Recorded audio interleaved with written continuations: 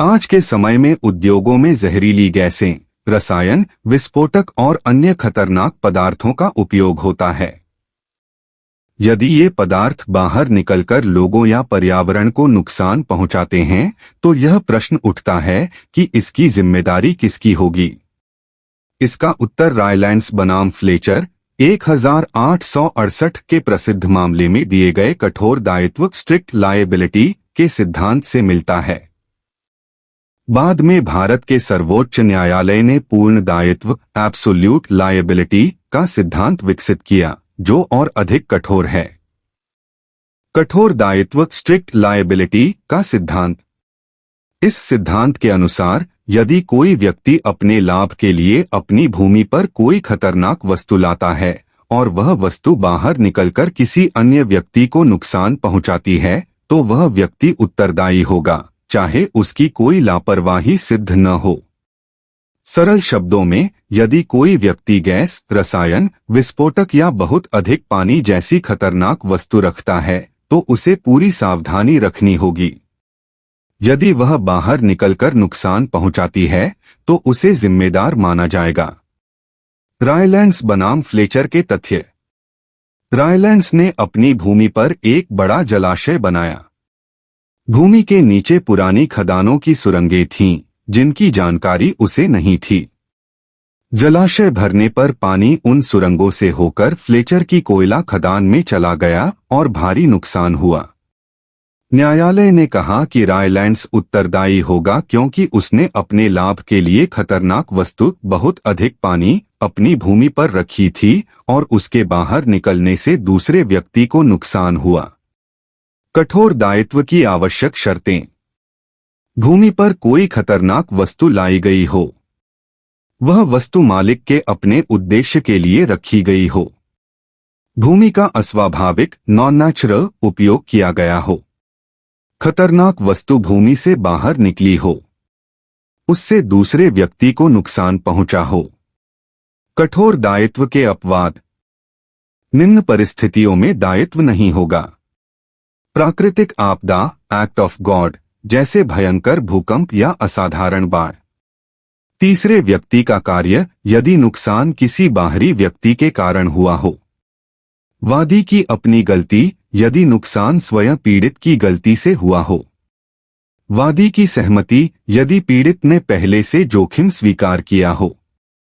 वैधानिक अधिकार, यदि कार्य कानून की अनुमति से और सभी नियमों का पालन करके किया गया हो। भारत में पूर्ण दायित्व एब्सोल्यूट लायबिलिटी। एम.सी. मेहता बनाम भारत संघ ओलियम गैस रिसाव मामला 1986 में सर्वोच्च न्यायालय ने कहा कि खतरनाक उद्योगों के लिए केवल कठोर दायित्व पर्याप्त नहीं है। पूर्ण दायित्व के अनुसार यदि किसी खतरनाक उद्योग से गैस, रसायन या अन्य हानिकारक पदार्थ बाहर निकलकर नुकसान पहुंचाते हैं, तो उद्योग पूरी तरह जिम्मेदार होगा। वह कठोर दायित्व के किसी भी अपवाद का लाभ नहीं ले सकता। कठोर दायित्व और पूर्ण दायित्व में अंतर। कठोर दायित्व इंग्लैंड में विकसित हुआ, जबकि पूर्ण दायित्व भारत में विकसित हुआ। कठोर दायित्व में कुछ अपवाद उपलब्ध हैं, लेकिन पूर्ण दायित्व में कोई अपवाद नहीं है। कठोर दायित्व में कुछ परिस्थितियों में जिम्मेदारी से बचा जा सकता है, जबकि पूर्ण दायित्व में ऐसा नहीं किया जा सकता। पूर्ण दायित्व मुख्यतः खतरनाक उद्योगों पर लागू होता है।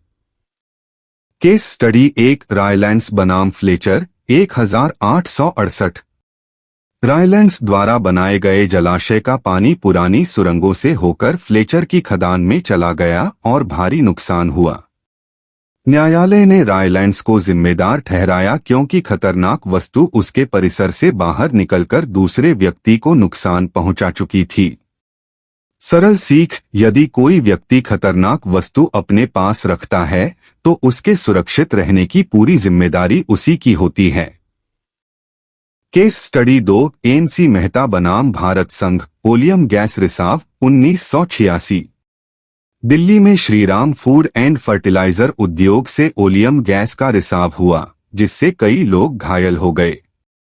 सर्वोच्च न्यायालय ने कहा कि खतरनाक उद्योगों की लोगों की सुरक्षा सुनिश्चित करना पूर्ण जिम्मेदारी है। इसलिए पूर्ण दायित्व का सिद्धांत लागू किया गया। सरल सीख, खतरनाक उद्योग यदि किसी को नुकसान पहुंचाते हैं तो उन्हें बिना किसी अपवाद के पूरा मुआवजा देना होगा। निष्कर्ष, रायलैंड्स बनाम फ्लेचर का कठोर दायित्व सिद्धांत पर्यावरण और लोगों की सुरक्षा के लिए एक महत्वपूर्ण कानूनी सिद्धांत है, लेकिन आधुनिक औद्योगिक युग में अधिक सुरक्षा की आवश्यकता को देखते हुए भारत के सर्वोच्च न्यायालय ने पूर्ण दायित्व का सिद्धांत विकसित किया, जिसमें खतरनाक उद्योग किसी भी अपवाद का लाभ नहीं ले सकते। ये दोनों सिद्धांत पर्यावरण संरक्षण, जन सुरक्षा और औद्योगिक जिम्मेदारी को मजबूत बनाते हैं।